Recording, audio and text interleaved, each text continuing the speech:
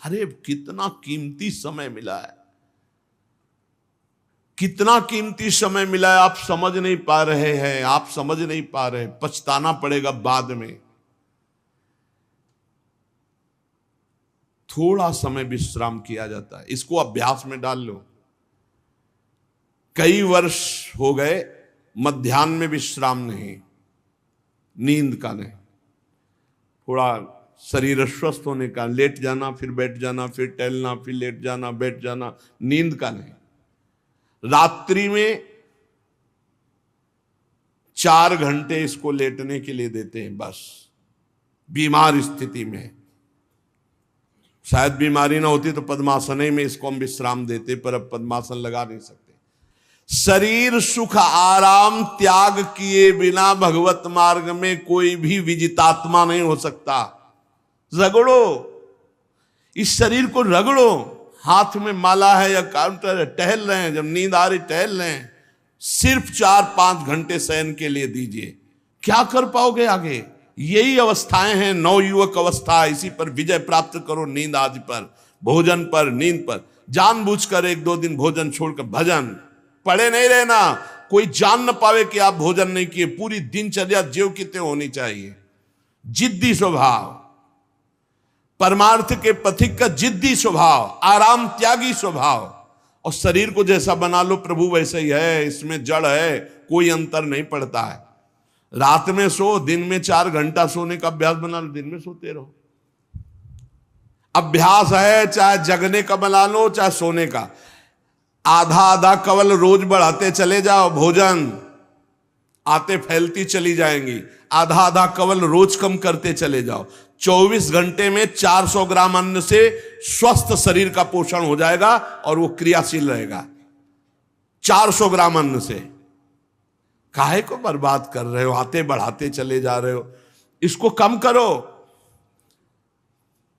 कम करो। भोजन 400 ग्राम अन्न से काम चल जाएगा। जिसे भगवत प्राप्ति के बिना आप जिया नहीं जा रहा, तब भगवत प्राप्ति होती है। ये शरीर सुख आराम के त्यागने की, हमें बहुत समय बर्बाद मत करो, समय बर्बाद मत। भोजन कर रहे हो, नाम जब चल रहा है, अंदर पद चल रहा है, कोई भी भोग तुम्हें नहीं फंसा सकता यदि भगवान नाम चल रहा है। समझ ही नहीं रहे, भगवान नाम नहीं जप करना, बस मन मानी आचरण करना है। बड़ी भारी आवश्यकता है शरीर सुख आराम के मिटाने की साधक को। जीवन भर इसी में लगे रहे, जीवन भर। जब से इस मार्ग में चले तो इसी पर है। नींद और भूख दो पर भारी प्रहार रहा है, नींद और भूख। वो भगवान की कृपा से ऐसा, अब तो बहुत भारी रोग से ग्रसित है, लेकिन पीछे मुरारी शरण आए और कहा अल्ट्रासाउंड कराने चलना है, डॉक्टर ने बोला है, तो आज कुछ खाना नहीं। हम कहा आज की बात कर रहे हो? 3-4 दिन से कुछ नहीं गया। जब डॉक्टर वहां देखा तो बोला बाबा पानी पे रहते हो क्या? जो वैसे किया, जानबूझ करके मधुकरी नहीं जाना, 3-4 दिन नहीं पाना। अब देखते हैं भजन कैसे होता है। और यह अभ्यास बचपन से, भूखे रह करके, सर्दी में, गर्मी में, बीमारी में, हर स्थिति में भजन नहीं छूटना, दिनचर्या नहीं छूटने। शयन में जो तुम्हें सुख मिलता है वो तमोगुणी नींद का है। जागृत होकर भजन में अगर समय व्यतीत कर दो, हाँ, जीवन आनंद में। शरीर सुख आराम को नष्ट करने की जरूरत है साधक को।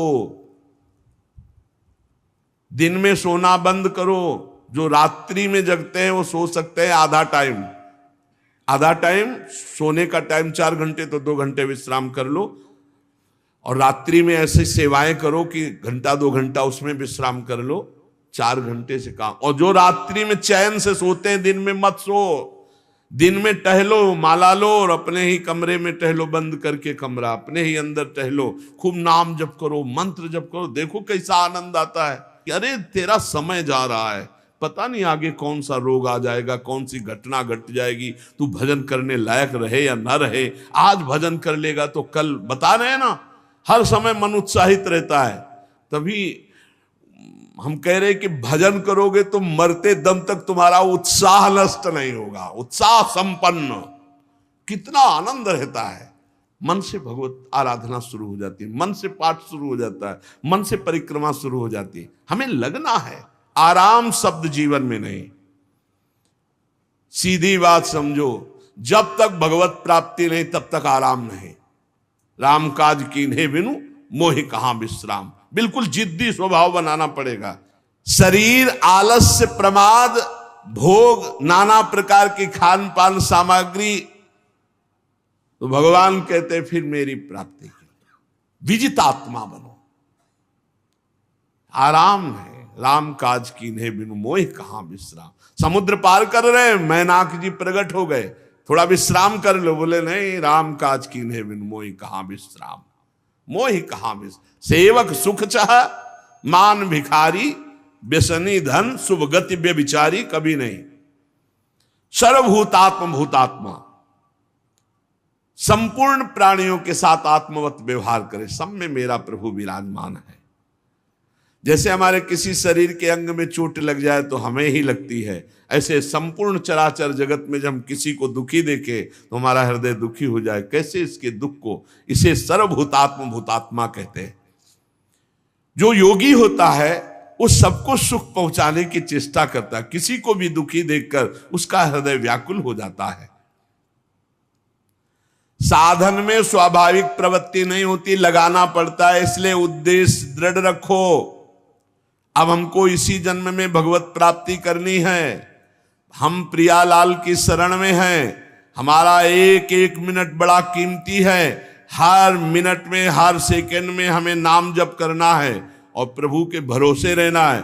कम सोना है, कम खाना है, कम बोलना है। 3 बातें पकड़ो। कम सोना, इसका अभ्यास बना लो। कम खाना, इसका अभ्यास बना लो। और कम बोलना, इसका अभ्यास। ये 3 बातें जीवन में साधक के बिल्कुल सरलता पूर्वक आ जानी चाहिए। मिताहार, मित भाषण और नियमित शयन। शयन से बचो, ये बहुत जहर है। नींद बहुत जहर है। निद्रा आलस प्रमादोत्थम तत्तामस मुदाहृतम। इसको एक सीमा में बांध दो। 3 घंटे, 4 घंटे, 5 घंटे, बस 24 घंटे माला, काउंटर, वाणी, सेवा, टहल रहे हैं। सो नहीं सकते, आराम नहीं कर सकते, नहीं कर सकते। ये अभ्यास बनाओ, तभी आगे बढ़ पाओगे। सत्संग रोज सुनते हो, देखो तुम्हें जो डांट लगती है, तुम्हें बहुत प्यार करते हैं। प्रभु बहुत प्यार करते हैं, इसलिए डांट लगवा रहे हैं, इसलिए आपको सत्संग सुना रहे हैं। ये जीवन सार्थक कर लो, नहीं तो बहुत पछताना होगा। हम पशु पक्षी के जीवन में साधना नहीं कर पाएंगे। कैसे हमारा चिंतन बदले। भगवान ने अगला शब्द का मदगत प्राणा। प्राण जिसके मेरे में समर्पित है। प्राण समर्पित का मतलब है प्राण वायु को लेकर प्रधान है। भोजन न मिले, जल न मिले तो भी हम जीवित रह सकते हैं काफी समय तक, क्योंकि प्राण वायु। प्राण बलवान पुष्ट होते हैं अन्न और जल से, लेकिन प्राणों की सत्ता वायु से है। ये जो श्वास प्रश्वास है, भोजन हमें 4-6 दिन न मिले तो आराम से दिनचर्या चल सकती है। पानी 8-10 दिन न मिले तो भी दिनचर्या चल सकती है, ऐसा नहीं कि मर जाएंगे। लेकिन 2 मिनट वायु ना मिले तो मर जाएंगे। 2 मिनट वायु ना मिले तो प्राण नष्ट हो। प्राण का सीधा संबंध वायु श्वासों से है। और प्रभु को प्राण समर्पित करने का मतलब हर श्वास नाम जप करना। मदगत प्राणा। हम पानी भी पिएंगे, भोजन भी पाएंगे तो प्रभु को समर्पित करके और हर श्वास नाम जप करेंगे तो ये मदगत प्राणा होगा। मत चित्ता, निरंतर चिंतन करने के लिए हमें प्राणों को समर्पित करना होगा। हमारे प्राण समर्पित हैं, हम प्रसाद के द्वारा प्राणों का पोषण करेंगे और हर श्वास प्रश्वास में नाम जप। श्वास ऊपर गई तो नाम जप, श्वास नीचे गई तो नाम जप। बोधयंता परस्परम। यदि हम किसी से बात करेंगे तो अपने प्रभु की चर्चा करेंगे। उसी प्रभु की चर्चा का कथन, कथयंतश्च माम नित्यम, केवल भगवत चर्चा करेंगे। केवल। कभी कभी ये लोक कल्याण की भावना भी प्रपंच में उतार देती है। निवेदन है कि यहां कोई लोक वार्ता का प्रश्न लेकर के नावे, एक जगह तो बख्श दो जहां केवल भगवान के संबंध की चर्चा होने दो। श्रीधाम वृंदावन में आप आए हो तो प्रिया प्रीतम की चर्चा का प्रश्न करो, प्रिया प्रीतम की चर्चा सुनो, निहाल हो जाओगे। तुष्यंत च रमंत च, उसी में आनंद और संतोष होता है। भगवत चर्चा हुई और उसी में रमण करे। एक जगह तो रखो जहां तुम केवल प्रभु की चर्चा सुन सकते हो, प्रभु की चर्चा कर सकते हो। प्रपंच का तो बहुत विस्तार है। कथयंत च माम, माम भगवान कह रहे हैं, कथयंत च माम नित्यम तुष्यंत च रमंत च। चलते हैं हम भगवत मार्ग में, फैल जाते हैं फिर दुविधा युक्त संसार प्रपंच में। केवल भगवत चर्चा, कथयंत च माम, भगवान केवल माम, मेरा, प्रियालाल किसी और कोई चर्चा नहीं। बार बार बोर्ड लगवा देते हैं, श्यामा श्याम की चर्चा के सिवा यहां कोई चर्चा न की जाए। आपको अगर आशा है कि यहां से कोई काम बनते हैं तो हम पहले आपको बता देते हैं हम असमर्थ हैं, हमारे में कोई सामर्थ्य नहीं है, हम केवल प्रभु की चर्चा करते हैं, प्रभु का नाम जपते हैं, प्रभु के लिए जीवन है, बस इतनी बात है। जो प्रभु में डूबना चाहता है वो आए, स्वागत है। इसके अलावा ना कोई आशीर्वाद, ना कोई तंत्र मंत्र, ना कोई जंतुर, ना किसी भी तरह की कोई ढांढस वृत्ति बना सकते हैं कि जाओ तुम्हारा ये ठीक हो जाए, तुक्का लग जाए, ठीक हो जाए, तुम्हारे भाग्य की बात है। यहां से कोई चमत्कार नहीं, यहां एक ही चमत्कार है, मलिन मन को श्री भगवान में लगा देना, जीवन को जीवन मुक्त अवस्था में पहुंचा देना। निर्विकारता की स्थिति प्राप्त करने के लिए साधु समागम है। भगवान का आदेश है, यदि मुझे अनुभव करना चाहते हो, इसी जन्म में परमानंद की प्राप्ति करना चाहते हो तो मय्येव मन आदत्स्व मयि बुद्धिम निवेश है। कैसे करोगे? तो भगवान कह रहे मत चित्ता, मेरे में चित्त लगाओ। चित्त कैसे लगेगा? चूंकि हम प्राणों से बहुत प्यार करते, देह प्राण ते प्रिय कचुनाई, इसलिए भगवान को कहना पड़ा प्राण मेरे को समर्पित करो। कैसे समर्पित करें? जो खाओ पियो भगवान को भोग लगा के, और रात दिन नाम जप में, हर श्वास में भगवत चिंतन। अगर वार्ता करनी तो बोधयंता परस्परम कथयंतश्च माम नित्यम, केवल मेरी चर्चा। बड़ा दुर्लभ हो रहा है, भगवत चर्चा होना बड़ा दुर्लभ हो रहा है। भैया ये सब सुनहु भरत भावी प्रबल, बिलख कहो मुनिनाथ, हानि लाभ जीवन मरण जस अपजस विधिहात। जब कर्मों का फल भोगने का आया तो महात्मा जी, और जब पाप कर्म करने जा रहे थे तो पूछ लेते हमसे कि हम पाप कर्म करने जा रहे हैं, आपकी अनुमति है क्या? तब नहीं, तब किसी ना भगवान की याद की, न गुरु की याद की, मनमानी आचरण किए। तो अब भोग आया है, अब भोग लो, उसको भोगना पड़ेगा, वो यहीं मिलेगा तुम्हें।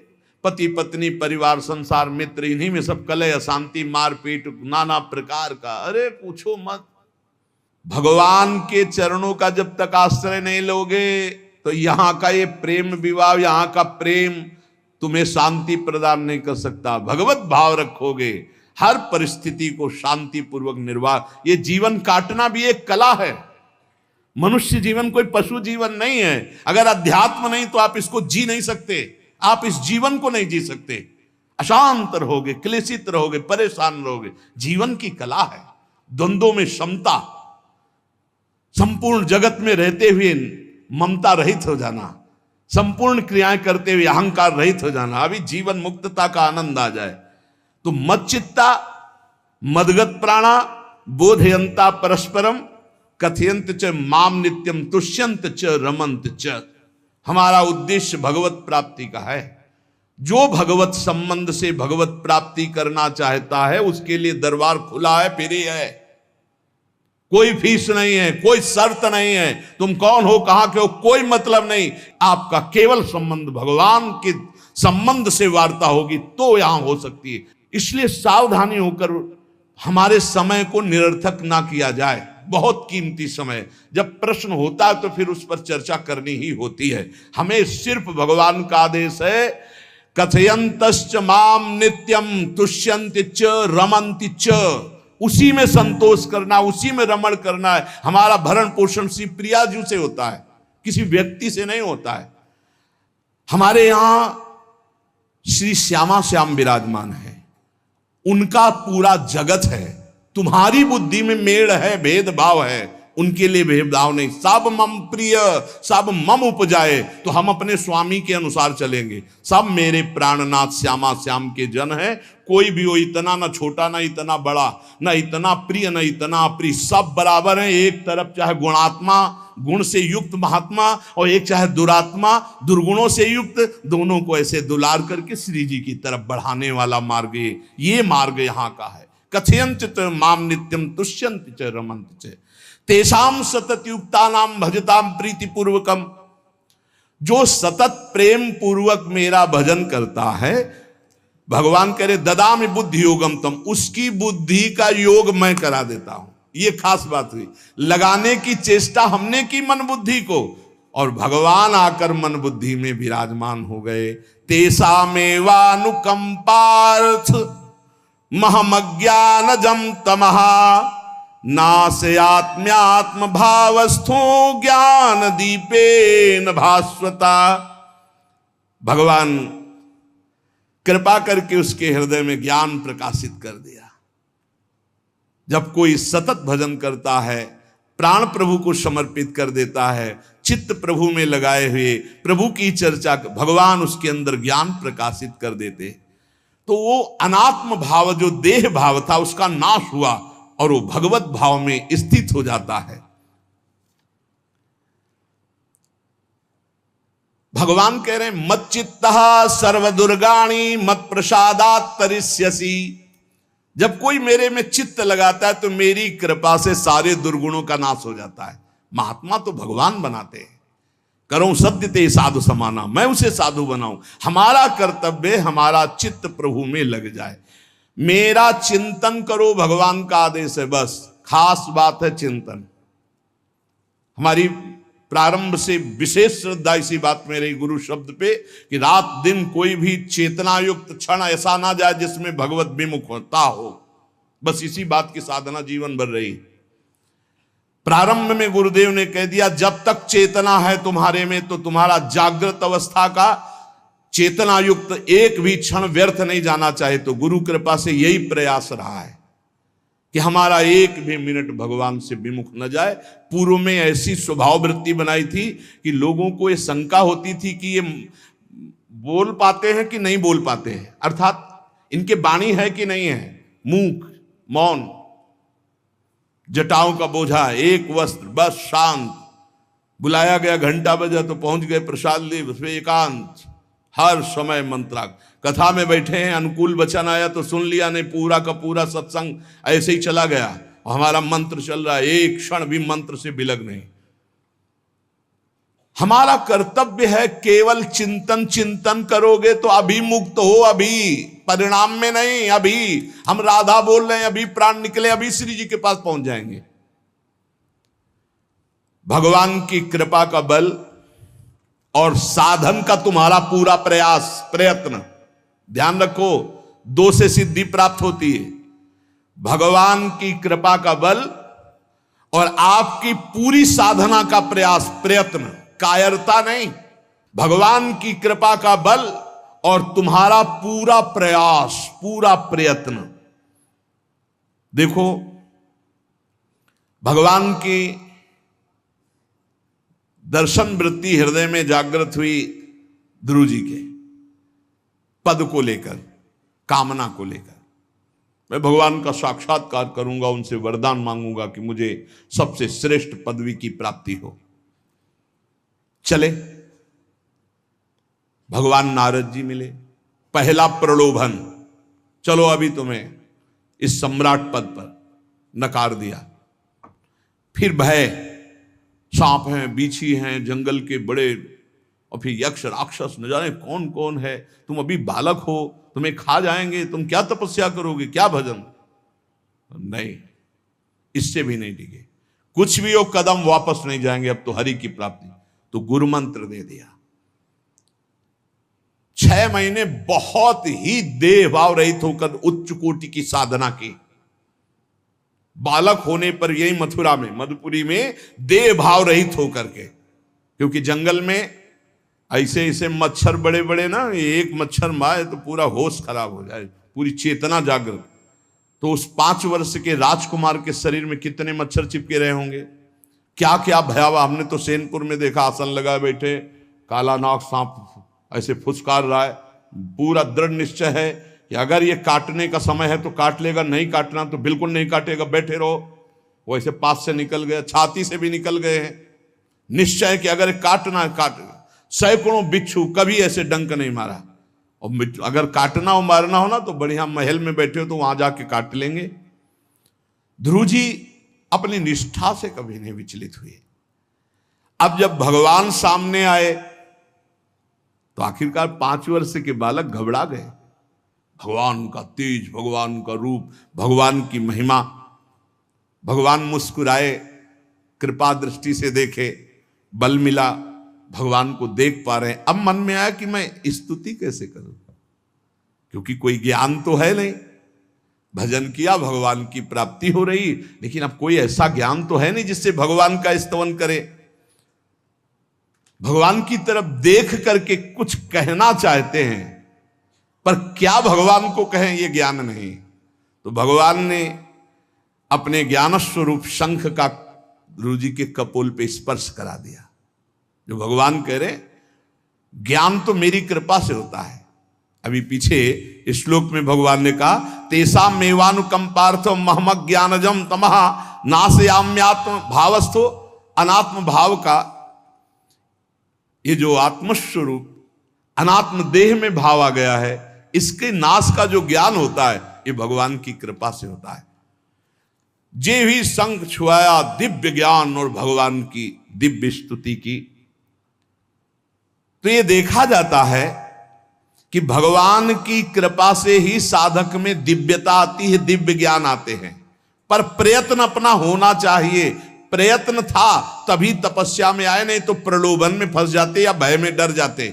ना प्रलोभन में फंसे चक्रवर्ती सम्राट पद देने पर, और ना भय में फंसे कि सांप बिच्छी और सिंह खा जाएगा, इससे भयभीत नहीं हुए। और प्रयत्न इतनी जोर का किया, आप भागवत में पढ़ लीजिए, देह भाव रहित होकर कितना कठोर तप, 6 महीने में भगवत साक्षात्कार। आत्मबल, भगवत कृपा बल।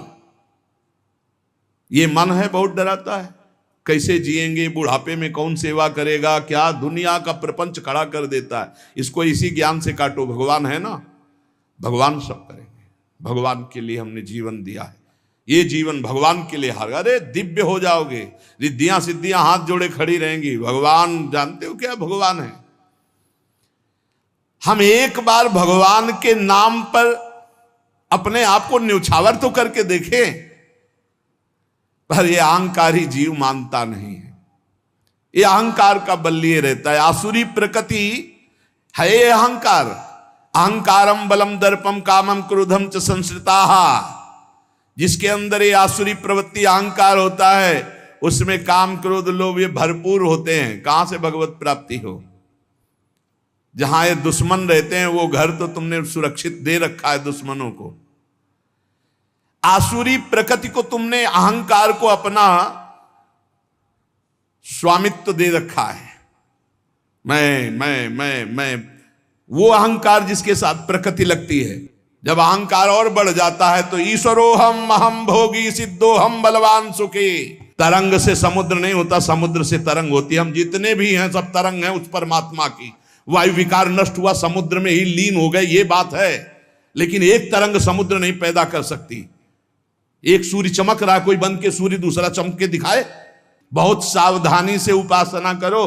ये अहंकार, भगवान कह रहे हैं, भगवान ये जो अहंकारम बलम दर्पम कामम क्रोधम च संश्रिताः, इस अहंकार को नहीं मिटाया तो ये अनुभव कराने लगता है और 4 बोलने लगते हैं कि आप तो भगवान हैं। तो धर्म सम्राट करपात्री जी, इतने सिद्ध महापुरुष, और विश्वेश्वर विश्वनाथ जी की स्थापना करके रात दिन आराधना, काशी में बड़े बड़े सिद्ध महापुरुष भगवान शिव की आराधना करते, बड़े बड़े सिद्ध महापुरुष भगवती अम्बा की आराधना करते। ये कौन सा ज्ञान प्रकट हो जाता है जो भगवत स्वरूपों का अपमान होने लगता है। मुझे यही समझ में नहीं आता। गुरु रूप से हमें शास्त्र के आचरण देने आए, मनमानी भ्रष्टाचार सिखाने नहीं आए। आज तक कभी कहीं भी भगवत स्वरूपों का अपमान महापुरुषों द्वारा नहीं हुआ।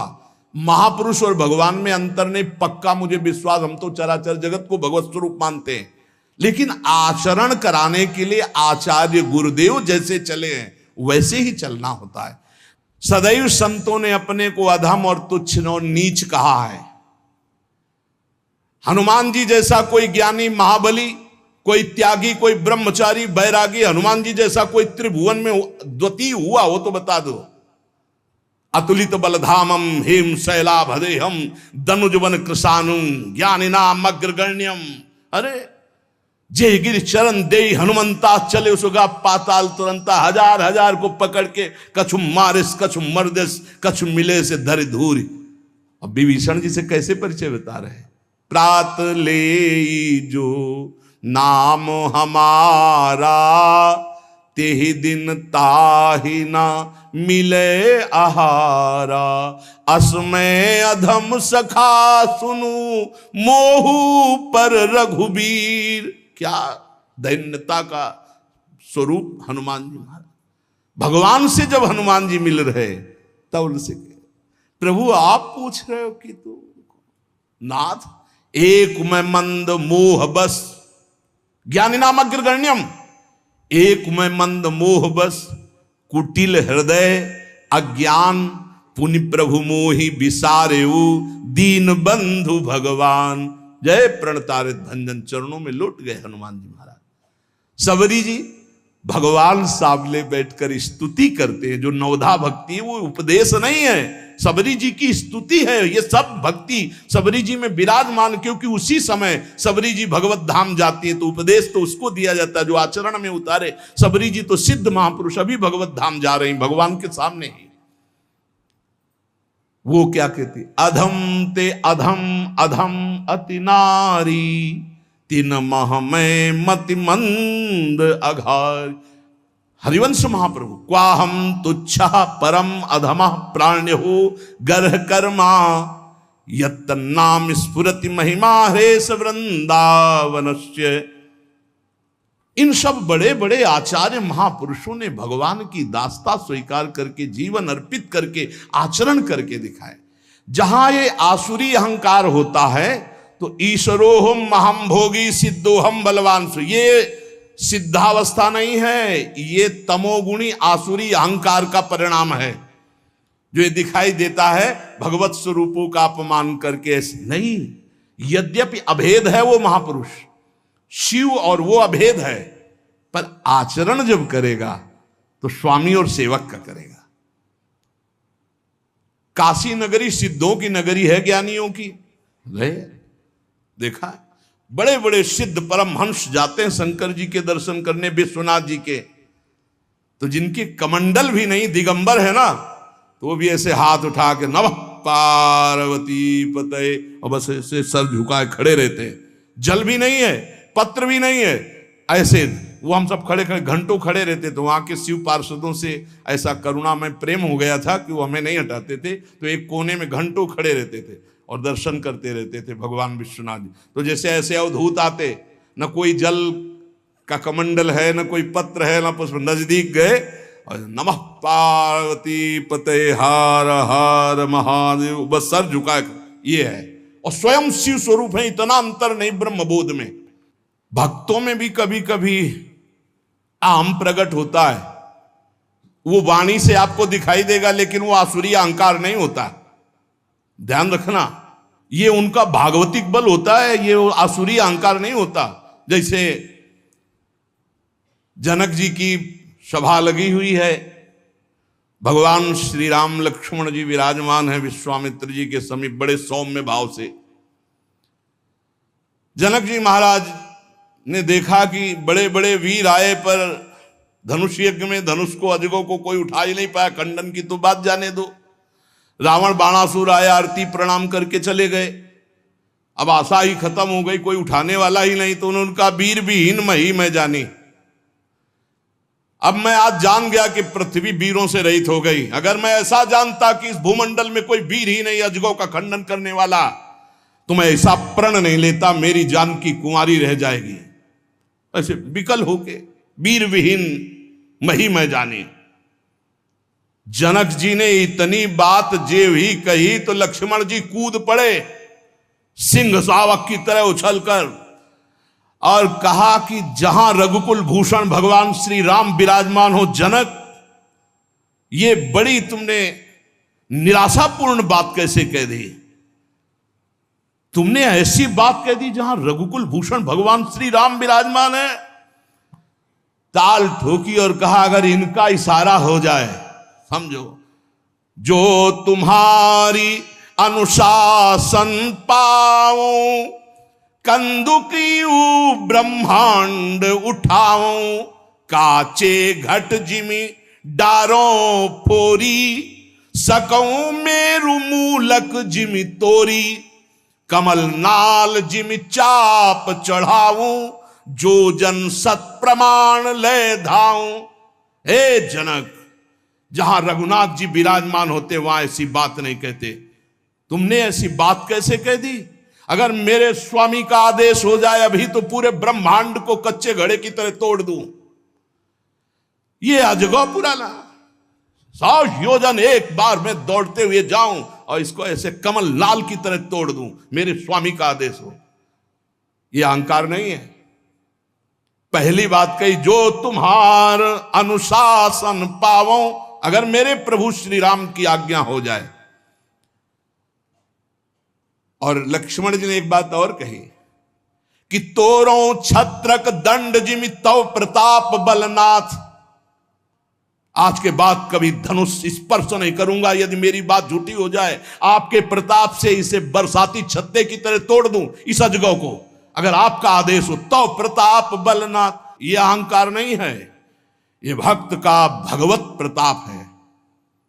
दशानन कह रहा है, अरे मुझे क्या भय, तेरी सभा में अगर कोई वीर हो तो मेरा पैर उठा दे, मैं राम जी का एक छोटा सा सेवक हूं। तू मेरे प्रभु को बार बार मनुष्य कह रहा है, मैं जिनका सेवक हूं। तेरी सभा में तू जो अपने सभा बलों के बल पर बलवान होकर कहता है कि ये सब आहार है, तो मैं उनका एक छोटा सा दूत हूं। अगर कोई मेरा पैर उठा दे तो जानकी जी को राम जी हार जाएंगे, वापस चले जाएंगे। राम प्रताप सुमिरपन रूपा। सभा में पैर हाहाकार मच गया।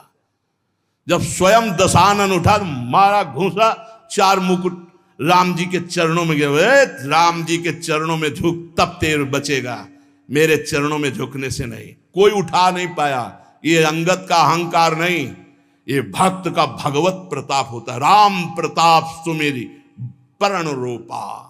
राम प्रताप, हरिवंश प्रताप ही जानत है, हरिवंश प्रबोध प्रमाणत है, हरिवंश सर्वस्व है तिनके, सुख संपत्ति दंपति जो जिनके। लक्ष्मण जी कह रहे, सकऊं मेरु मूलक जिमि तोरी, जैसे मूली तोड़ दिया जाता 4 लाख योजन का सोने का पहाड़ सुमेरु, ऐसे उखाड़ के तोड़ के फेंक दूं। भगवान अपार सामर्थ्यशाली, और जो भगवान में चित्त जोड़े अपार सामर्थ्यशाली। हम लोग कभी कभी अहंकार और प्रताप के भेद को नहीं समझ पाते। महापुरुषों में अहंकार नहीं होता, वो भगवत प्रताप होता है। जो आसुरी अहंकार है वो तो भगवान की शरणागति से नष्ट हो जाता है। भगवान का प्रताप भक्तों के जीवन में उदय होता है। भगवान बहुत कृपालु हैं, बड़ी करुणा की है, अपना मार्ग हमें देने के लिए सत्संग दे रहे हैं। कथन श्रवण का सौभाग्य मिला है। इसी जन्म में हमें भगवत प्राप्ति करनी है। अपार बलशाली माया को परास्त करने का बल केवल भगवान की कृपा से प्राप्त होता है। इसलिए नाम जप करो, भगवत लीला गायन गुणगान करो और भगवान से प्रार्थना करो कि मेरा अहंकार आपके चरणों में समर्पित हो जाए। सारा दोष इसी अहंकार का है। ये संस्कृति मूल शूल प्रद नाना, सकल शोक दायक अभिमाना, ताते करें कृपा निधि दूरी, सेवक पर ममता अति भूरी। हमारे ऊपर बहुत प्यार है प्रभु का, हम उस प्यार के बल से अहंकार को प्रभु के चरणों में समर्पित करके इसी जन्म में जीवन मुक्त हो जाए। शेष चर्चा आगे। श्री राधा वल्लभ लाल की जय।